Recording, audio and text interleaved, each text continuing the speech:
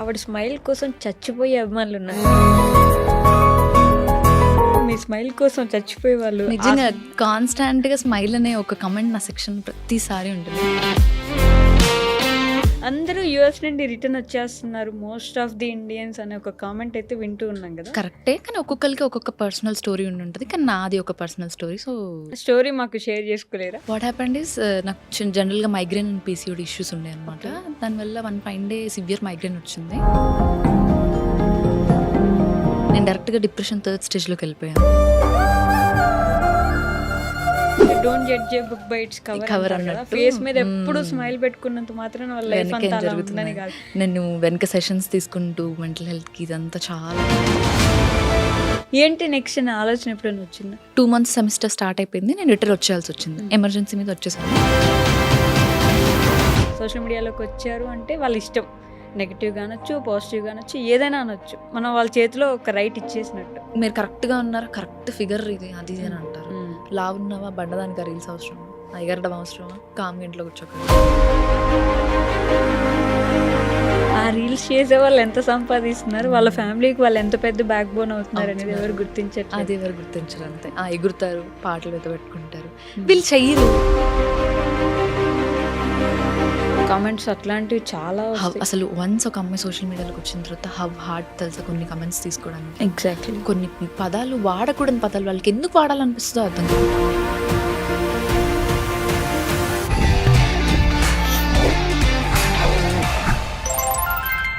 Hi, hello, నమస్తే, welcome back to our channel. నేను మీ వైషు. ఇప్పుడు నాతో పాటు ఒక గెస్ట్ ఉన్నారు. ఆవిడ గురించి చెప్పాలంటే ఆవిడ స్మైల్ కోసం చచ్చిపోయే అభిమానులు ఉన్నారు. ఆవిడ డాన్స్ అంటే పిచ్చెక్కిపోతారు. ఆవిడని చూడడానికి వెయిట్ చేసే వాళ్ళు లక్షల్లో ఉన్నారంటే ఆశ్చర్యపోవాల్సిన అవసరమే లేదు. మరి యూఎస్ నుండి ఇండియాకి వచ్చారు, ఇండియా నుంచి ఐ డ్రీమ్కి వచ్చారు. ఈరోజు మనతో పాటు ఉన్నారు గౌతమి గారు. గౌతమి గారితో బోల్డ్ అని విషయాలు మాట్లాడేద్దాం. వచ్చేయండి. హలో అండి. హాయ్ వైషు గారు, ఎలా ఉన్నారు? I'm fine, super fine. మీరు ఎలా ఉన్నారు? చాలా బాగున్నాను. థ్యాంక్ యూ సో మచ్ అసలు నన్ను ఇన్వైట్ చేసినందుకు. Really glad. అసలు అబ్బా, మీకు అలాంటి ఫ్యాన్ బేస్ ఉంది కదా. బట్ నిజంగా నేను చెప్పినట్టు మీ స్మైల్ కోసం చచ్చిపోయే వాళ్ళు నిజంగా కాన్స్టాంట్గా స్మైల్ అనే ఒక కమెంట్ నా సెక్షన్ ప్రతిసారి ఉంటుంది. That's because from my mother నుంచే వచ్చేసింది ఆ స్మైల్ అంతా. అంతేనా? బేసిక్గా ఈ మధ్య కాలంలో ఒక ట్రెండ్ అంటారా, లేకపోతే ట్రంప్ వల్ల అలా జరుగుతుంది అంటారా నాకు తెలియదు, కానీ అందరూ యూఎస్ నుండి రిటర్న్ వచ్చేస్తున్నారు మోస్ట్ ఆఫ్ ది ఇండియన్స్ అనే ఒక కామెంట్ అయితే వింటూ ఉన్నాం కదా. కరెక్టే. కానీ ఒక్కొక్కరికి ఒక్కొక్క పర్సనల్ స్టోరీ ఉంటుంది. కానీ నాది ఒక personal story. So not because of ట్రంప్లే, కానీ అది వేరే స్టోరీ అనమాట. అంతేనా? స్టోరీ మాకు షేర్ చేసుకోలేరా? చేయొచ్చు. వాట్ హ్యాపెండ్ ఈస్ నాకు జనరల్గా మైగ్రేన్ అండ్ పీసీఓడి ఇష్యూస్ ఉండే అనమాట. దానివల్ల one fine day severe migraine వచ్చింది. వాళ్ళు ఒక డోసేజ్ అయితే సంథింగ్ ఇచ్చారు ఐవి త్రూ. అది సివియర్ డోసేజ్ అయిపోయింది. దానివల్ల నాకు సివియర్ యాంగ్జైటీ, పానిక్ అటాక్స్ వచ్చాయి. ఎమర్జెన్సీగా నేను ఇండియాకి వచ్చేసాల్సి వచ్చింది. బంజారా హిల్స్లోనే ఆశా హాస్పిటల్ అని చెప్పేసి, ఎర్రగడ్డ తర్వాత the most biggest hospital for mental health అనేసి, అక్కడ నుంచి నేను ట్రీట్మెంట్ తీసుకుంటుంటే ఇప్పుడు కొంచెం సెట్ అయ్యాను అనమాట. నేను డైరెక్ట్గా డిప్రెషన్ థర్డ్ స్టేజ్లోకి వెళ్ళిపోయాను.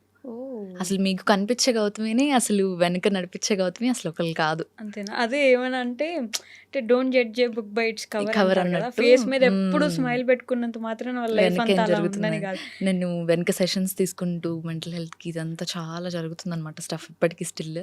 బట్ వై అంటే what is that main reason? మీకు యాంగ్జైటీ కానీ లేదంటే డోసేజ్ ఏదైతే ఉందో దాని రెగ్నాల్ అంటారు బేసికల్లీ మెడికల్లో. దానికి వాళ్ళు యాంటీడాట్ బెనిడ్రిల్ ఒకటి ఇవ్వాలి. బేసికల్లీ అది వాళ్ళు ఇవ్వలేదు అనమాట. యూఎస్లో అలర్జిక్ రియాక్షన్స్ అయ్యే ఫార్ములాస్ ఎక్కువ ఉంటాయి. సో దానివల్ల నాకు సివియర్ అలర్జిక్ రియాక్షన్ అయిపోయి ఇలా అయిపోయింది అనమాట. ఓకే, బిఫోర్ ది ఇంటర్వ్యూ నేను అనుకుంటున్నా అసలు అంటే మనం యూఎస్ఆర్ ఇప్పుడు మనకి ఇంటి దగ్గర నుంచి కొంచెం దూరంగా ఉంటేనే మన ఇంట్లో వాళ్ళు ఎలా ఉన్నారు, మనం వాళ్ళకి దూరంగా ఉన్నాం. ఒక సిచ్యువేషన్లో మనకు అసలు బాగాలేదు, మనం బెడ్ మీద నుంచి లేచే సిచ్యువేషన్ కూడా లేదు. అసలు అలాంటి సిచ్యువేషన్లో యూఎస్లో ఆర్ యూకేలో ఉన్నప్పుడు హోమ్ గుర్తొస్తుంది, హోమ్ సిక్ అవుతారు, అసలు ఏదైనా బాధ ఉంటే చెప్పుకోలేరు. ఈ డిప్రెషన్ అనే పదానికి చాలా దగ్గరలో ఉంటారు అనే ఒక ఫీలింగ్ ఉంటుంది. మనం డిప్రెషన్ ని నార్మలైజ్ చేసాం వైష్ గారు. బేసికల్లీ మనకు వచ్చేది సాడ్నెస్ అంతే, బాధ, సాడ్నెస్, మూడ్ ఆఫ్. డిప్రెషన్ అనేది ఫిజికల్ సిమ్టమ్స్ కూడా ఉంటుంది. మీకు కంటిన్యూస్ వామిటింగ్స్ అవుతాయి, షివరింగ్ ఉంటుంది, మీకు చాలా గిడ్డినెస్ ఉంటుంది. ఇదంతా డిప్రెషన్. మెంటల్ గా మీరు స్టేబుల్ గా ఉండలేరు. మీ చుట్టూ 10 మంది ఉన్నా సరే మీకు ఏదో తెలియని భయం. అవును, మీరు దాన్ని కంట్రోల్ చేసుకోలేరు. సివియర్ యాంగ్జైటీ వస్తుంది, పానిక్ అటాక్స్ వస్తాయి. దాన్ని మనం డిప్రెషన్ అనకుండా మనం మూడ్ ఆఫ్ అలా అనుకోవాలి. మనం దాన్ని నార్మలైజ్ చేసేసి డిప్రెషన్ వచ్చేసిందిరా నాకు డిప్రెషన్ అయిపోతుందిరా, నేను డిప్రెషన్లోకి వెళ్ళిపోతున్నాను అని ఇచ్చేసేసాం. కానీ వన్స్ నాకు అది వచ్చేంత వరకు తెలియలేదు. యూఎస్లో ఉంటారు అందరూ స్లైట్ డిప్రెషన్కి వెళ్ళే ఛాన్సెస్ ఉంటాయి మేబీ బాగా హోమ్ సిక్ అయ్యే వాళ్ళకి. కానీ బేసికలీ డిప్రెషన్ కాదు అది, జస్ట్ మూడ్ ఆఫ్ లేకపోతే సాడ్నెస్ అంతే. బట్ ఈ పానిక్ అటాక్స్ అనేది చాలా డిఫరెంట్ కదా. Have you ever faced that? అంటే అవ్వట్లేదు, ఇంకా నిలబడలేరు, చెప్పలేరు, తిరుగుతుంది, అర్థం అసలు కావట్లేదు. చాలా ఇబ్బందిగా ఉంటుంది. నేను వినేదాన్ని, అమ్మో వాళ్ళకి పానిక్ అటాక్స్ వచ్చాయంట, యాంగ్జైటీ అటాక్స్ వచ్చాయంట. మనకు వచ్చేదాకా తెలియదు అది ఎలా ఉంటుందో. నాకు అసలు ఒక 3 days పట్టింది అది యాంగ్జైటీ అటాక్ అంటారు దాన్ని అని అర్థం చేసుకోవడానికి. నేను మళ్ళీ యూఎస్లో రిటర్న్ ఎమర్జెన్సీకి వెళ్ళి అడ్మిట్ అయినప్పుడు వాళ్ళు కనిపెట్టారు ఇది లేదు, ఇది సివియర్ యాంగ్జైటీ పానిక్ అటాక్స్ లా వస్తుంది తనకి. కంటిన్యూస్ వామిటింగ్స్ కానీ, నాకు షివరింగ్, భయం అనే ఫీలింగ్, ఎవరో వచ్చి మనల్ని చంపేస్తారని ఫూలిష్ ఫీలింగ్. ఓకే, మనకు అది భయంగా ఉంటుంది కానీ అవతల వాళ్ళకి చాలా ఫూలిష్ గా ఉంటుంది. అది సఫర్ అయ్యే వాళ్ళకి తెలుస్తుంది. కానీ దాన్ని ఎప్పుడు నేను బయటకు తీసుకురావాలని అనుకోలేదు. ఇప్పటిదాకా ఎవరికి తెలియదు, నా ఫాలోవర్స్ కి కూడా, ఓన్లీ నా ఫ్యామిలీ మెంబర్స్ కి, ఇంకా నా ఫ్రెండ్స్ కి, క్లోజ్ ఫ్రెండ్స్ సర్కిల్ కి. సో యుఎస్లో మెడికల్ గురించి మాట్లాడుతున్నాం కాబట్టి అక్కడ సిస్టమ్ ఎలా ఉంటుంది అంటే, మనకి హెల్త్ బాగాలేదు, ఇప్పుడు మనకంటే బాగాలేదు, నెక్స్ట్ మినిట్ అపాయింట్మెంట్ తీసుకుని వెళ్ళిపోతాం. యూఎస్ లో చాలా కష్టం ఐశ్వర్, చాలా అంటే చాలా కష్టం. మీరు అపాయింట్మెంట్ తీసుకోవాలంటే ఎప్పటి నుంచో ప్లాన్ వేసుకోవాలి. ఎమర్జెన్సీకి వెళ్ళారా లక్షలు అయిపోతాయి. మీరు ఇన్సూరెన్స్ పే చేసుకున్నా సరే క్లెయిమ్ చేసుకోవచ్చు, కానీ ఎమర్జెన్సీకి వెళ్ళారంటే అయిపోయినట్టే. మీరు ఏమున్నా సరే, మీకు జస్ట్ కోల్డ్ ఫీవర్ ఉన్నా సరే మీరు ఖచ్చితంగా ఎమర్జెన్సీకి వెళ్ళాలి. ఓకే, మీరు ఇట్లా అపాయింట్మెంట్స్ తీసుకోవాలంటే మినిమం మనకు ఒక 2-3 months తర్వాత అపాయింట్మెంట్స్ దొరుకుతాయి. 2-3 months తర్వాత అంటే దొరుకుతాయి. ఎందుకు ప్రతి ఒక్కరు అక్కడ ఏదో ఒక బాగాలేకుండా అక్కడ మెడికల్ నాకు అదే అర్థం కాదు. మెడికల్ తక్కువ ఉండడం వల్లనో లేకపోతే ఏంటో లేదు, కానీ జనరల్గా డెంటల్ అపాయింట్మెంట్స్ అయితే చాలా కష్టం. బేసికల్ యూఎస్లో యూకేలో ఉండే ప్రతి ఒక్కరికి తెలిసే విషయము. డెంటల్ అపాయింట్మెంట్ మినిమం 6-7 months పడుతుంది మనకు దొరకడానికి. 6-7 months. మీకు జస్ట్ టూత్ పెయిన్ వస్తుందంటే మీరు ఎమర్జెన్సీకి వెళ్ళాలి. ఎమర్జెన్సీకి వెళ్తే లక్షల్లో అయిపోతుంది. బట్ అంటే అంత డెవలప్డ్ కంట్రీ అయినప్పుడు మెడికల్ పరంగా వాళ్ళు ఎందుకు అలా ఉంటారో బ్యాక్ లో నాకు అర్థం కాదు. మన ఇండియాలో చూసుకుంటే వీధికి ఒక హాస్పిటల్ ఉంటుంది, మీరు చిటికేస్తే వెళ్ళిపోవచ్చు, మీకు వెంటనే ఏది వచ్చినా సరే వెళ్ళిపోతాం అంతే, దొరికేస్తుంది మీకు. అక్కడ చాలా కష్టం, ప్రతిదీ ఎమర్జెన్సీ త్రూనే వెళ్ళాలి. నాకు కూడా అలానే అయింది. నేను 3 times ఎమర్జెన్సీకి వెళ్ళాల్సి వచ్చింది. వాళ్ళు చాలా బిల్ వేసేసారు. బట్ ఫైనల్లీ వాళ్ళది మిస్టేక్ కాబట్టి మేము తిరిగి క్లెయిమ్ తీసుకోగలిగాము మనీ అంతా. ఓకే, ఇది వాళ్ళ మిస్టేక్ అని వాళ్ళు యాక్సెప్ట్ చేశారు. ఓకే, సో ఈ ట్రంప్ గురించి మేము ఏదైతే వింటున్నాం ఇక్కడ ఉండి, అదంతా ట్రూనా? అంటే మరి అంత ఇబ్బంది పెట్టేస్తున్నారు అక్కడ? ఆయన అడ్మినిస్ట్రేషన్ ఎలా ఉంటుందంటే కింగ్ అడ్మినిస్ట్రేషన్లా ఉంటుంది. నేను ఒత్తి పెట్టి చెప్పాలి, నేను చూపించాలి నాది అన్నట్టు. దానివల్ల ఎవరు సఫర్ అవుతున్నారు? అనవసరంగా స్టూడెంట్స్ సఫర్ అవుతున్నారు, అక్కడ సిటిజన్స్ సఫర్ అవుతున్నారు, అందులో మేము కూడా సఫర్ అవుతున్నాము. అనవసరంగా ట్యాక్సెస్ వేస్తాడు, ఇదంతా చేస్తాడు, అది ఇది చాలా పూటకొక రూల్ తీసుకొచ్చేసి పెట్టేస్తాడు. ఇప్పుడే ఓపీటీ అట్లా అంటాడు, నెక్స్ట్ సెకండ్ మళ్ళీ ఇట్లా అంటాడు. చాలా కష్టం. ఎలా ఉంటున్నారు అందరూ, కానీ ఫైనల్ నేను సమ్హౌ బయటపడిపోయాను. ఓకే, అంటే పూర్తిగా వచ్చేయడానికి కారణం ఇదేనా? బేసికల్లీ మాస్టర్స్ తర్వాత అందరిలానే నేను కూడా జాబ్ చేద్దాం అన్నట్టే అనుకున్నాను. పేరెంట్స్కి కూడా అదే ఇంట్రెస్ట్ ఉండింది. కానీ ఏదైతే ఇది చెప్పానో అక్కడ హెల్త్ సపోర్ట్ చేయట్లేదు అనమాట. నేను వచ్చి ఇక్కడ 2 months ట్రీట్మెంట్ తీసుకున్న తర్వాత మళ్ళీ నేను వెళ్ళాను. వెళ్ళి గ్రాడ్ వాక్ చేశాను, 1 month ట్రై చేశాను, లేదు సపోర్ట్ చేయట్లేదు అనమాట. ఆ వెదర్ కానీ ఇంకా అక్కడ ఎలోన్గా ఉండడం వల్ల నాకు ఇంకా థాట్స్ ఎక్కువ పెరగడం అదంతా. అంటే లేదు, ఖచ్చితంగా బ్యాక్ వచ్చేయడమే బెటర్ అన్న ఆప్షన్, ఇంకా డిసిషన్ తీసుకొని వచ్చేసాం. బట్ అంత ఈజీ అయిందా? అంత ఈజీ డిసిషన్ కాదు, చాలా సఫర్ అయ్యాము. పేరెంట్స్ కి కూడా చాలా హోప్స్ ఉంటాయి కదా అక్కడ దాకా పంపించినప్పుడు. వెళ్ళేటప్పుడే చాలా ఖర్చు పెట్టి ఎక్కడెక్కడో అప్పులు తీసుకుని, ఇంకా రిలేటివ్స్ కి ఇది మంచి ఛాన్స్ అనమాట. వచ్చేసింది వెనక్కి, పెద్ద వెళ్ళింది ఏదో చేద్దామని వచ్చేసింది వెనక్కి అని చెప్పి. కానీ ఎండ్ ఆఫ్ ది డే ఇప్పుడు మన హెల్త్ చూసుకోవాలి, మన హెల్త్ కి ఇంపార్టెన్స్ ఇవ్వాలి. సో పేరెంట్స్ ఆఫ్ కోర్స్ నా డిసిషన్ కే ఓకే అన్నట్టు వాళ్ళు హ్యాపీగానే రిసీవ్ చేసుకున్నారు. బట్ వెళ్ళేటప్పుడు ఎలా ఉన్నింది అంటే in the first way? Roller coaster అదైతే. ఆ ఫీలింగ్స్ అసలు చాలా హెక్టిక్గా అయిపోయింది అనమాట నా వీసా ప్రాసెస్. 10 daysలో కాలేజ్ రీఓపెనింగ్ ఉంది అని అంటే నా వీసా అప్పుడు యాక్సెప్ట్ అయింది. 10 daysలో నేను ఫాస్ట్గా షాపింగ్ చేసేసి అంత హడావిడిగా వెళ్ళిపోవాల్సి వచ్చింది. చాలా అవ్వగలుగుతాము, ఇండిపెండెంట్గా అవుతాం. చాలా యూఎస్ ఏదైనా నేర్పించింది అంటే ఒక ఇండిపెండెంట్ ఉమెన్ని తయారు చేసింది నన్ను. ఇండిపెండెంట్గా కార్ డ్రైవింగ్ కానీ ఎవ్రీ సింగిల్ థింగ్ నేను ఓన్గా చేసుకోగలుగుతాను అని. ఎక్కడెంత ప్యాంపర్డ్‌గా పెరిగానో హ్మ్. అక్కడ అంత ఇండిపెండెంట్‌గా ఉండగలిగాను. అదే కదా! ఏమైనా మీరే చేసుకోవాలి. అంతే. ఇంకొకరు ఉండరు. ఇంకొకళ్ళు ఉండరు. బట్ యూఎస్, యూకేలో ఉండే వాళ్ళకి ఈ ఫ్రెండ్‌షిప్ వాల్యూ కూడా తెలిసొస్తది అంటారు. ఎందుకంటే మన వాళ్ళు ఉండరు.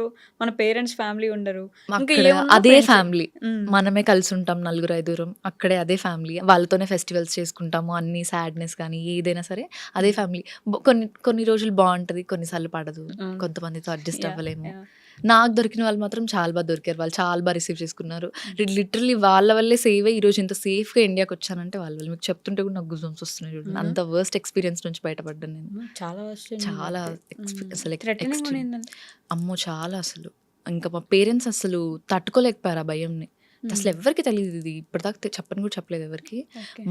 మేమే 6 మంత్స్ నుంచి నేను మెడికేషన్ తీసుకుంటూనే ఉంటున్నాను. హుహు. నా మోస్ట్ సేవియర్, వారియర్ అంటే మా చెల్లి. జనరల్‌గా మనం చెల్లికి అక్కుంటారు గదా! అవును. నాకు మా చెల్లనమాట. ఆ! తనే హాస్పిటల్ విజిట్స్, డాక్టర్‌తో మాట్లాడడం, చూసుకోవడము. ఇట్స్ నాట్ ఈజీ గదా! చిన్న యాహ్! యాహ్! పిల్లలకి క్యారీ హ్మ్. చేయడం ఇదంతా. హ్మ్. నేను చూసుకోవాల్సింది పోయి వాళ్ళు రిటర్న్ నన్ను చూసుకోవాల్సిన సిట్యుయేషన్ అది. అడ్మిట్ అయిపోయి చాలా హెక్టిక్‌గా ఉండింది. బట్ సమ్‌హౌ బయటపడ్డాను. ఇప్పుడు ఎవ్రీథింగ్ ఈజ్ ఓకే. అదే ఏదైనా సరే ఇంటికొచ్చేస్తే అన్నీ సెట్ సెట్ అయిపోతాయి అయిపోతాయి. అనే ఫీలింగ్ అంతే ఉంటది ఇంకా. గదా! హోమ్ సిక్ పోతది కాబట్టి మమ్మీ, డ్యాడీ పక్కన ఉంటే ఏముండదు ఇంకా. So, going back to your childhood అంటే మాట్లాడుకోకుండా మనం డైరెక్ట్ యూఎస్‌కెళ్ళిపోయాం. యూఎస్‌కెళ్ళి. సో, ఎక్కడ మీరు? ఏ ఊరు నుంచి? మాదొచ్చేసి భద్రాచలం నేటివ్. హ్మ్. మా డ్యాడీ వాళ్ళిద్దరు గవర్నమెంట్ టీచర్స్ అనమాట. సో, వాళ్ళకి పోస్టింగ్స్ మారుతూ ఉంటాయి. ట్రాన్స్‌ఫర్స్ అవును. అవుతూ ఉంటాయి. సో, హ్మ్. మేము అటు ఇటు ట్రాన్స్‌ఫర్ అవుతూ ఉంటాం. స్కూల్ నా గూడా మారుతుండేయాలా? స్కూల్ గూడా మారుతూ ఉంటాం. నేను ఈజీగా నా 10థ్ వరకు ఒక 5, 6 స్కూల్స్ కవర్ చేసేసి ఉంటాను. అబ్బా! ప్రతిసారి అడ్జస్ట్ అవ్వాలి స్కూల్‌కెళ్ళిన ప్రతిసారి. అప్పుడు ఫ్రెండ్స్ గూడా తక్కువుంటారిగ. తక్కువుంటారు. హ్మ్. నా 7థ్ వరకు మాత్రం నేను అటు ఇటు తిరగాల్సొచ్చింది. 7థ్ నుంచి కాన్స్టెంట్‌గా ఖమ్మంలో సెటిల్ అయిపోయాం. So, okay. మమ్మీ వాళ్ళే ఎటు ట్రాన్స్‌ఫర్ అయిపోయినా వాళ్ళు హ్మ్. అప్ అండ్ డౌన్స్ చేయడం స్టార్ట్ చేశారనమాట. కానీ ఓకే. అక్కడ ఇల్లు కట్టించేసుకొని మేము ఖమ్మం ఖమ్మంలో నుంచి సెటిల్ అయిపోయాం. అక్కడ నుంచి నా స్టడీ ప్రాపర్ మొత్తం ఖమ్మం అయిపోయింది. ఖమ్మం దాని అయిపోయింది. ముందు చైల్డ్‌హుడ్ అంటే మీకు మనుగురు ఐడియా ఉండుంటది. హ్మ్. ఏడుళ్ళ బయ్యారం అని అవునవును. చెప్పేసేసి భద్రాచలం అవతల. ఓకే. అక్కడనమాట చైల్డ్‌హుడ్ అంతా.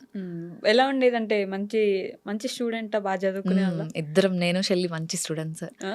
ఆహ్, ఆహ్, ఇంటర్‌లో ఇద్దరం ఎంపీసీనే తీసుకున్నాము. హ్మ్. నేను సెంట్రల్ గవర్నమెంట్‌లో ట్రిపుల్ ఐటీ జబల్పూర్ మధ్యప్రదేశ్‌లో తీసుకున్నాను. మా ఓహ్! చెల్లి వచ్చేసి ఐఐటీ వారణాసి అనమాట. వావ్! బీహెచ్. బానే చదువుకున్నారైతే. అంటే బేసిక్‌గా ఇదొకటుంటది. పండిత పుత్ర పరమసుంఠః అని. మీరు పరమసుంఠులు గాదు. మీరు గూడా పండిత శిక్షులే అయ్యారనమాట. పేరెంట్స్ ఇద్దరు గవర్నమెంట్ టీచర్స్ కాబట్టి ఆఫ్‌కోర్స్ వాళ్ళు చాలా గైడ్ చేసి ఈరోజు మేము ఇంత దాకా నిల్చున్నామంటే వాళ్ళ వల్లే. స్ట్రిక్ట్‌గా ఉండేవాళ్ళా బాగా? స్టడీ విషయంలో స్ట్రిక్ట్‌గా ఉండేవాళ్ళు. అలా అని చెప్పి ఏ రోజు రుద్దేవాళ్ళు కాదు. హ్మ్. నీకెంత వరకొచ్చింది అంతవరకు. ఓకే. రాంది మంది కాదు. మా హ్మ్. డాడీ అదే చెప్తారు. వచ్చింది మంది, రాంది మంది కాదు. అంతే. రాంది మనమేం చేయలేము. హ్మ్. మనకొచ్చింది మనం తీసేసుకోవడమే అంతే. సింపుల్. ఓకే. బట్ కష్టపడి చదివించాలి ఇంట్లో కష్టపడి కూర్చోబెట్టి. చదివించాలి. కొట్టైనా సరే. కూర్చోబెట్టిచ్చేసి మమ్మీ కొట్టేవాళ్ళు. కొట్టేవాళ్ళా? డాడీ ఎప్పుడు కొట్టరు. హ్మ్. డాడీ అంత స్ట్రిక్ట్ కాదు. మమ్మీ మాత్రం స్ట్రిక్ట్‌గా కూర్చోబెట్టి చదివిచ్చేది. మేడం, అట్లా మేడం అని పిలిచేవాళ్ళా? చిన్నప్పుడు అంతే. సమ్మర్ వచ్చింది అనంటే హ్మ్. కూర్చోబెట్టేసేసి తెలుగు పేపర్ తీసుకొచ్చేసి మమ్మీ వచ్చేసి తెలుగు టీచర్ అనమాట. ఓకే. తెలుగు పదాలు, ఒత్తులు అన్నీ కూర్చోబెట్టి చాలా స్ట్రిక్ట్‌గా న్యూస్ పేపర్ రాపిచ్చేది. ఇచ్చి చదివి అంతే. అందులో వెతకాలి. డిక్టేషన్ పెట్టేది. హ్మ్. డిక్టేషన్ అంటేనే భయం మాకు. ఇవంతా చేసింది కాబట్టి ఇక్కడి దాకొచ్చాం. మా ఫాదర్ వచ్చేసి మ్యాథ్స్ టీచర్ అనమాట. హుహు. సో, మేము మంచిగా ఎంపీసీలో మూవ్ ఆన్ అయ్యామంటే వాళ్ళు హెల్ప్ చేయడం వల్ల. లైఫ్‌లో కావాల్సింది ఒకటి లెక్కలు, ఒకటి తెలుగు 2 బానే ఇద్దరున్నారు ఇచ్చేసింది. అక్కడే. తెలుగు చాలా టఫ్ సబ్జెక్ట్ చాలా మందికి. అసలు చదవడం రాదు ప్రాపర్‌గా. ఒత్తులు పైన ఒకటి ఇంక పెడితే ఇంగ్లీష్ కిందొకటి మీడియంలో పెడితే తెలుగు అంటే చాలా కష్టం. అండ్ అనదర్ విషయం ఏంటంటే మ్యాథ్స్. హ్మ్. నేను కొంచెం బ్యాకే. మా చెల్లి మాత్రం మ్యాథ్స్‌లో చాలా ఇది ఉండే. మా హ్మ్. డ్యాడీ ఏం చేసేవాళ్ళంటే, రేపు ఇది సబ్జెక్ట్ ఉందనగానే క్లాస్, ముందు రోజు నాకు నేర్పించి పంపించేసేవాళ్ళు. ఓహ్! నాకు ఈజీ అయిపోయేదనమాట. అలా 10థ్, ఇంటర్ గెట్ ఆన్ అయిపోయాం. బీటెక్ అంతా మళ్ళీ ఖమ్మంలోనే. మొత్తం హ్మ్. ఖమ్మంలోనే. బీటెక్ కోవిడ్ వచ్చేసింది. ఓహ్! బీటెక్ కోవిడా? మేము Covid 1 year passed out. Join అయ్యాము. హ్మ్. ఫస్ట్ సెమిస్టర్ అయిపోయింది. కోవిడ్ పడ్డది. Covid passed out. ఇప్పుడు కోవిడ్ పాస్డ్ ఔట్ అంటేనే భయం అందరికి. అందరికి స్టడీ అక్కడే చాలా లాస్ అయిపోయామనిపించింది. అక్కడ స్టార్ట్ చేసాం. ఏంటి చాట్‌జీపీటీ హ్మ్. అన్నీ ఓపెన్‌గా చెప్పుకోవడమే కదా! అందరం హెల్ప్ చేసుకోవడం యాహ్! క్వెషన్స్‌కి యాహ్! హ్మ్. అలా సో, కొంచెం కోవిడ్ పాస్డ్ ఔట్ తర్వాత మళ్ళీ ఎంఎస్ చేద్దామని కోవిడ్ పాస్డ్ ఔట్ అవ్వలేదు. నేను థర్డ్ ఇయర్ రాంగానే కోవిడ్ అయిపోయింది. అయిపోయింది. నేను ఓకే. 3-2, 4-1, 4-2 మళ్ళీ కాలేజ్‌కెళ్ళిపోయాననమాట. హుహు. తర్వాత నాకు ఎంఎస్ ప్లాన్ ముందు నుంచే ఉండింది. So, okay. 4-2 నుంచి ప్లాన్ స్టార్ట్ చేసాము. నేను ఇమ్మీడియేట్‌గా నాది అయిపోయిన తర్వాత అండర్ గ్రాడ్యుయేట్ నేను ఎమ్మటే మాస్టర్స్‌కెళ్ళిపోయాననమాట. ఒప్పేసుకున్నారు ఇంట్లో? వాళ్ళకుండింది పంపించాలని. హ్మ్. మేమిద్దరమే అమ్మాయిలం. ఏ రోజు అమ్మాయిలుంటే వాళ్ళకేంటంటే చదివిచ్చాలి. హ్మ్. ఇంకా ఇంకా పొజిషన్‌లో చూడాలి.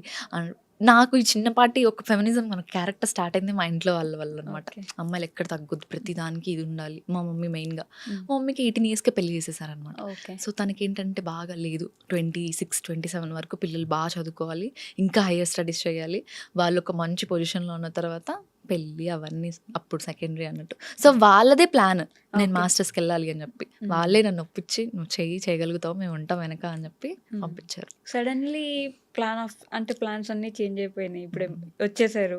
ఏంటి నెక్స్ట్ అనే ఆలోచన ఎప్పుడైనా వచ్చిందా? గాడ్స్ ప్లాన్ అనిపిస్తుంది నాకైతే. వైషు గారు నాకు జనరల్గా దేవుడి మీద అంత నమ్మకం ఉండేది కాదు, భయం ఉండేది. మ్మ్. మా మమ్మీ పూజలు బాగా చేస్తుండే. నేను నా మాస్టర్స్లో 4-2 సెమిస్టర్లో 2 మంత్స్ సెమిస్టర్ స్టార్ట్ అయిపోయింది, నేను రిటర్న్ వచ్చేయాల్సి వచ్చింది. ఎమర్జెన్సీ మీద వచ్చేసాను. మా చెల్లి ఐఐటి వారణాసిలో చదువుతుంది అని చెప్పాను కదా, అప్పుడు తను కంటిన్యూ చేస్తుంది. ఓకే. ఎక్కడికి వెళ్ళినా నాకు అసలు సెట్ అవ్వట్లేదు, ఈ కాన్స్టెంట్ భయం అనే ఫీలింగ్ ఒకటి ఉండిపోయింది. నేను ఇమీడియట్గా వారణాసి వెళ్ళాను మా చెల్లి దగ్గరికి. ఓకే. ఏదో మార్చేసింది నన్ను అక్కడ. ఆ శివుడి మాయనో లేకపోతే ఏంటో ఎంత పిచ్చి పట్టుకుందంటే నాకు, ఇంకా ప్రతిదానికి శివుడి లీలే, ఆయన ప్లానే, ఆయన వల్లే వచ్చానేమో, మేబీ అక్కడ నేను ఫిట్ అవ్వనేమో, ఆయన వల్లే ఆయన పంపించేశాడేమో అనే ఒక థాట్ ఎప్పుడు. సో అది గాడ్స్ ప్లాన్ కాబట్టి ఎక్కువ వర్రీ ఏం అవ్వలేదు. నెక్స్ట్ ఏంటి అని ఆలోచించాల్సిన సిచ్యువేషన్ అంటే, మేబీ మాస్టర్స్ డిగ్రీ నా చేతిలో ఉంది, నేను మధ్యలో డిస్కంటిన్యూ చేయలేదు కాబట్టి ఇక్కడికి వచ్చిన తర్వాత దానికి వాల్యూ ఉంటుంది అఫ్ కోర్స్ ఖచ్చితంగా. సో ఆ ధైర్యంతోనే వచ్చేసాను, ఏదైతే అదైంది చూసుకుందాం అన్నట్టు. వారణాసి అనుకున్నది తెలియకుండాను చాలా మంది లైఫ్ ని మార్చేస్తుంది. ఎగ్జాక్ట్లీ, మీరు వెళ్ళాక ఒకలా ఉంటారు, అక్కడ నుంచి వచ్చాక ఒకలా ఉంటారు. బట్ వై హౌ అంటే ఏంటి అంత స్పెషల్ అబౌట్ ఆ వారణాసి? స్పిరిచువాలిటీ ఏం మార్చేస్తుందో నాకు తెలియదు. నాకు చాలా లక్కీ అనిపిస్తుంది. మా చెల్లి 4 years అక్కడే చదివింది చూసారా, వారణాసి దగ్గరే. ప్రతిరోజు గుడికి వెళ్తుంది, ప్రతిరోజు గంగా హారతి ఆయన మిస్ అసలు అవుతుంది. అంత దగ్గర నుంచి దగ్గర చూడడం, నుంచి గంగా అక్కడే హారతి చదువుకుంటూ చూసుకోవడం. అసలు చాలా మార్చేసింది ఇలా నా లైఫ్ నాది. నా థాట్ ప్రాసెస్ ని, అసలు దేవుడి మీద నమ్మకం కానీ యా. అంతా అది హైలైట్ ఏంటంటే స్పిరిచువాలిటీ మీద అంత పెద్ద నమ్మకం లేకుండా వెళ్ళేసొద్దాం వెళ్ళేద్దాం అనుకున్న ప్రతి ఒక్కరికి మారిపోయారు. మారిపోయి వస్తారు. అదే కదా. అందులో నేను ఫస్ట్ ఎగ్జాంపుల్. మ్మ్. ఖచ్చితంగా చాలా, అసలు అది చాలా మార్చేసింది. ఇప్పుడు ఆ డిసిషన్స్ మేకింగ్ కానీ ఏదైనా ఒక ధైర్యం ఉందంటే దేవుడు ఉన్నాడు, శివుడు ఉన్నాడు, శివే చూసుకుంటాడు, చూసుకుంటాడు. ఆయన ఉన్నాడు, నాకు ఏంది ఇవ్వలేదు ఇది ఇంకా. ఇచ్చాడంటే దానికి ఆయన ఎక్కడో ఉంటాడు. సాల్వ్ చేసేస్తాడని ఒక నమ్మకం వచ్చేస్తుంది. అది ఉంటే ఇంకా ఏంటంటే అన్ని దాటేసుకుని వెళ్ళిపోతాం అనే ఒక ధైర్యం, దాటకపోయినా దాటిపిస్తాడేమో అనే ఒక ధైర్యం అది అది ఉంటది. వచ్చేస్తుంది. అక్కడ ఫిట్ అవ్వలేదు కాబట్టి ఇక్కడ ఇక్కడ పంపించాడు. తీసుకొచ్చాడు. అది ఇది ఒక సినిమాలో డైలాగ్ కూడా ఉంటది. అది బాగుంది, నేను ఆ ప్లేస్ లో కంఫర్టబుల్ గా ఉన్నానన్నంత మాత్రాన నువ్వు ఆ ప్లేస్ అక్కడ లో ఫిట్ ఫిట్ అవుతావని అవుతామని అర్థం కాదు. అని ఎగ్జాక్ట్లీ, చెప్పేసి అలాంటి చూసినప్పుడు నిజమేనేమో. ఇప్పుడు మీరు యూఎస్ నుంచి వచ్చేయాల్సి వచ్చింది అంటే అక్కడ మేబీ మీరు ఫిట్ అవ్వట్లేదేమో, అంతే. ఇక్కడ మీకు బెటర్ ఇంకా ఫ్యూచర్ ఉందేమో. చూసుకుంటే ఇప్పుడు నేను సోషల్ మీడియాలో వెళ్ళాలన్నా నాకు యూఎస్లో అంత ఉండదు. నాకు కొలాబరేషన్స్ కానీ ప్రమోషన్స్ కానీ ఏమున్నా సరే ఇక్కడికి వచ్చిన తర్వాతనే నాకు లైఫ్ ఉంటుంది. ఇంట్లో యాక్సెప్ట్ చేశారు ఇలా విషయంలో. సో చూసుకుంటే దేవుడు ఎవరు అప్పించాడేమో ఈ విధంగా అనిపిస్తుంది. సో యాజ్ యూ సెడ్ ఇంట్లో యాక్సెప్ట్ చేశారంటే ఇంట్లో ఇద్దరు గవర్నమెంట్ ఇచ్చేసి బేసికల్లీ మంచి స్టడీస్ మీది. అసలు ఇన్స్టాగ్రామ్ అనేది ఒక డిఫరెంట్ ప్రపంచం. అవును. ఇప్పుడు ఏంటంటే పాజిటివ్ గా మనం ఇంట్లో ఉన్న వాళ్ళు మనకు నచ్చలేదంటే వాళ్ళకి నచ్చలేదో చెప్పుకోవచ్చు. బయట వాళ్ళు మిమ్మల్ని అనొద్దు అని చెప్పడానికి మీకు లేదు రైట్. సోషల్ మీడియాలోకి వచ్చారు అంటే వాళ్ళ ఇష్టం, నెగిటివ్ గా అనొచ్చు, పాజిటివ్ గా అనొచ్చు, ఏదైనా అనొచ్చు. మనం వాళ్ళ చేతిలో ఒక రైట్ ఇచ్చేసినట్టు. ఎలా జరిగింది ఆ ప్రాసెస్? ఫస్ట్ అంతా చెప్పలేదు నేను అసలు. బేసికలీ నేను అసలు సోషల్ మీడియా స్టార్ట్ చేసినప్పుడు భయంగానే ఉండింది అనమాట. పబ్లిక్ పెట్టాలన్నప్పుడు చాలాసేపు ఆలోచించి జస్ట్ ర్యాండమ్గా ఒక పవన్ కళ్యాణ్ వీడియో పెట్టాను. అది 5 million వెళ్ళిపోయింది. వెంటనే 3000-4000 సబ్స్క్రైబర్స్ వచ్చేసారు, ఫాలోవర్స్ వచ్చేసారు. స్టార్ట్ అయిపోయింది భయం. ఇంట్లో చెప్పాలి, ఎలా ఒప్పుకోరు, ఖచ్చితంగా ఒప్పుకోరు. ఎందుకంటే అఫ్ కోర్స్ గవర్నమెంట్ ఇచ్చేస్తున్న బ్యాక్గ్రౌండ్, పద్ధతిగానే చదివించాలి, పద్ధతిగానే ఉంచాలి, సోషల్ మీడియా యాక్టింగ్ ఇదంతా వద్దు, మనకి సెట్ కాదన్నట్టే అంటారు. చిన్నగా వదిలేను ఒక రాయి మా మమ్మీకి, ఏదైనా చేద్దాం మమ్మీ, నేను సోషల్ మీడియాలో ఇట్లా వెళ్దాం అనుకుంటున్నాను యూట్యూబ్కి అని చెప్పి. నో వద్దమ్మా, మనకు సెట్ అవ్వదు, నువ్వు మాస్టర్స్ చేసుకో, చదువుకో, తర్వాత ఇంకేమైనా స్టడీ చేసుకుని జాబ్ చేసుకుని పెళ్లి చేస్తాం, వద్దు అని. ఏదైతే ఈ డిప్రెషన్ ఫేస్ వచ్చింది అని చెప్పాను సార్, డాక్టర్ నాకు ఒకటి చెప్పారు, నీకు నచ్చింది చేయి, మనం ఎప్పుడు ఉంటామో ఎప్పుడు పోతామో తెలియదు, నీకు నచ్చింది అనిపించింది అని. నేను ఇప్పుడు కూడా ఇదే చెప్తున్నాను మీకు, ఇప్పుడు చూస్తున్న వాళ్ళు కదా, ఈ రోజు ఉంటామో రేపు ఎప్పుడు వెళ్ళిపోతామో తెలియదు, మీకు నచ్చింది చేసేసేయండి, దానికోసం ఎంతైనా ఫైట్ చేయండి.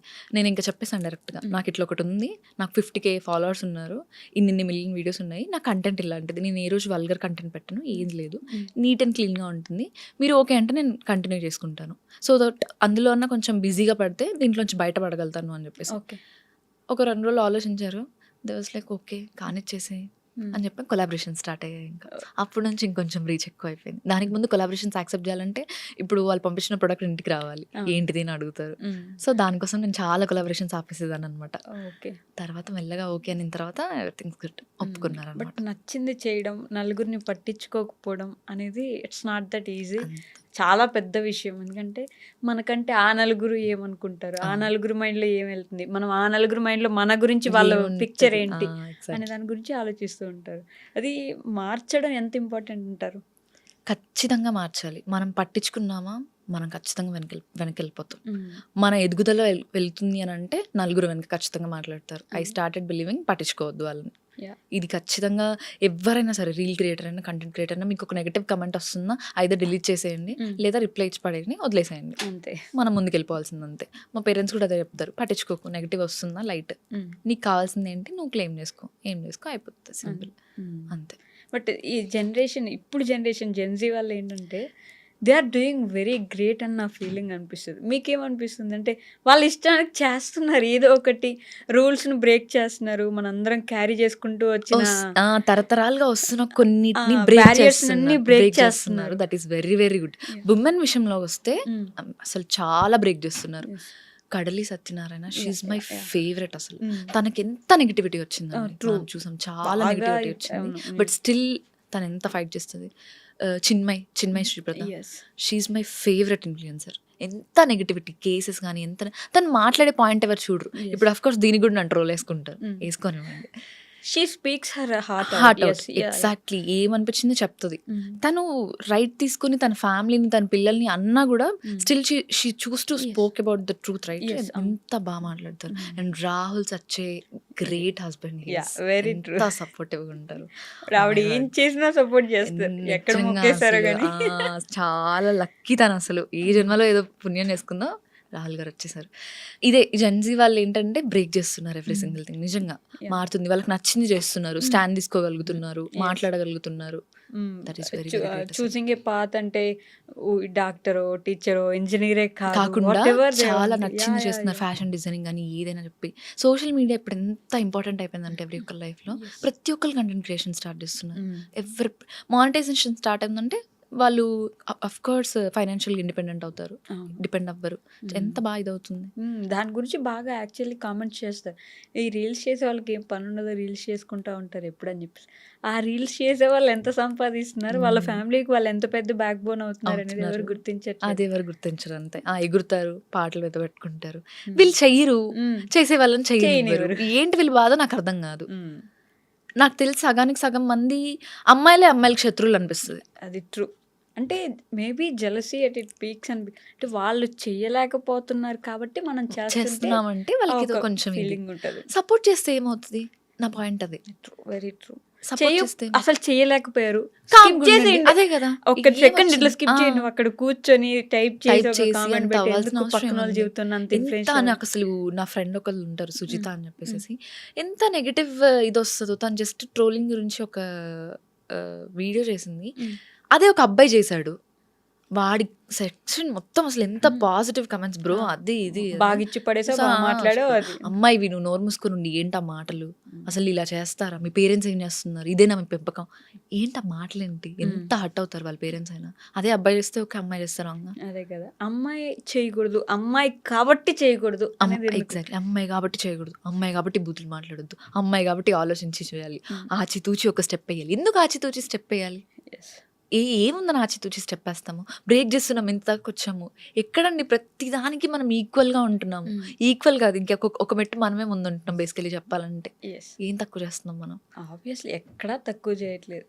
మనం చేసేది ఒకటి, వాళ్ళు చేయలేకపోయారన్న దగ్గరే మనం ఒక మెట్టు ఎక్కువ, మన ఇచ్చినట్టు భర్తీ ఇవ్వలేరు కదా, అంతే. అక్కడ ఒక మెట్టు ఎక్కేసాం కదా, మళ్ళీ అయినా స్టిల్ ఫిజికల్గా అమ్మాయిలు ఏం లేరు. వీళ్ళని ఒకసారి కన్ను చూపించమని చెప్పండి, కంటారా? కన్ను. ఇప్పుడు దీనికి కూడా పెద్ద మాట్లాడారు, వచ్చేసారు ఇద్దరు ఫెమినిస్టులు అనుకుంటారు, మాట్లాడేసారు. స్పీకింగ్ ట్రూత్స్ అంటే ఏదైనా అమ్మాయి చేస్తేనే ఎందుకంత అందరికీ ఒకటేలాగా చూడొచ్చు కదా కూడా అని చెప్పేసి. అబ్బాయి చేస్తే ఓకే, ఫన్ ట్రోల్ చేశాడు, ఏదో బాగుంది, చూసేసాం, నవ్వుకున్నాం. అమ్మాయి చేస్తే అమ్మో అమ్మాయి చేసేసిందా, ఏంటిది, అసలే ఇన్ని రోజులు మీ కంటెంట్ ఏదో అనుకొని ఫాలో అయ్యాము. నేను చీరలు కట్టుకొని రీల్స్ చేసేదాన్ని. సరదాగా ఒక బాడీకాన్ డ్రెస్ వేసుకుంటే, అమ్మో! నేను ఇన్ని రోజులు ఫాలో అయింది దీనికోసమే. డీఎమ్స్, కమెంట్స్ అంతా ఇప్పటి నుంచి unfollow button cross check into symbol పెట్టేసి ఇంక అన్‌ఫాలో చేసేస్తాం. ఏదో అనుకున్నాం మిమ్మల్ని చూసి. ఏంటి ఏదో అనుకున్నారు? నా డ్రెస్సింగ్ చాయిస్ కదా అది. ఎగ్జాక్ట్‌లీ. నేను ఏది ఏసుకోవాలని మీరు ఒక మైండ్‌లో పెట్టేసుకొని నేను అది అదే ఏసుకోకపోతే చీర కట్టుకొని నువ్వెన్ని తప్పులు చెయ్యి. హ్మ్. అది ఓకే. ఆ! బాడీకాన్ డ్రెస్ ఏసుకొని నువ్వెంత మంచిదానివైనా సరే తప్పుడు దానివే. అంతేగా. అది అసలు మెయిన్ థింగ్. నువ్వు ఏం డ్రెస్ ఏసుకున్నావో దాన్ని బట్టే ఉంటది ఏదైనా అంతే. సరే ఒక మాట అనాలంటే. నువ్వు డ్రెస్ కొంచెం స్టైల్‌గా ఉన్నావా? మేకప్ ఏసుకొని అసలు ఈ మేకప్, స్కిన్ కేర్ గురించి అయితే ఎంత ఇష్యూ వస్తుందంటే, ఆ మేకప్ ఏసుకుందంటే, అమ్మో! అంత మేకప్ అవసరమా అని ఏసుకుంటామండి. మన కోసం మనం ఏసుకుంటాం. ఏం తప్పుంది? హ్మ్. ఇప్పుడు నా కోసం నేను రెడీ అవుతున్నాను. నువ్వు మేకప్ ప్రొడక్ట్స్ కొనిస్తున్నావా? లేదు. నేను కొనుక్కుంటున్నాను. మా పేరెంట్స్ కొనిస్తున్నారు. నా కోసం నేను ఏసుకుంటున్నాను. నీకేం వస్తుంది? అంత పులిమాల్సిన అవసరం ఏముంది? అంత పెట్టాల్సిన అవసరం ఏముంది? అసలేమన్నా కొంచెం ఎంత ఫూలిష్‌గా ఉంటది అదైనా. ట్రూ. Very true. మీరివ్వట్లేదు గదా డబ్బులు. అదే కదా! నాకు మీరిస్తున్నారా? సరే మీరిచ్చే రూపాయితో నేను కొనుక్కుంటున్నానా? నా లేదు. పేరెంట్స్‌కి లేదు, నాకు లేదు, మా ఇంట్లో వాళ్ళకి ప్రాబ్లమ్ లేదు. అంతే. మీకెందుకొస్తుంది? ఎగ్జాక్ట్‌లీ. అన్‌ఫాలో బటన్ కొట్టేస్తాము. మేకప్ ఏంటి? అదేంటి? ఇదేంటి? ఏం ఎక్స్‌పెక్ట్ జేస్తారు వీళ్ళు? సరే 'శ్రీదేవి' గారిలాగా 'సౌందర్య' గారిలాగా అంటే వాళ్ళు గూడా మేకప్ ఏసుకొని చేసిన మూవీసే గదా! యెస్. పద్ధతిగా ఉంటేనే ఇది. లేదు డ్రెస్ మార్చేసింది అనంటే ఆమె అసలు క్యారెక్టర్ లెస్. క్యారెక్టర్ అసాసినేషన్ వెంటనే అయిపోతది. అసలు యెస్. ఎంత ఇమ్మీడియేట్‌గా చేసేస్తారంటే. హ్మ్.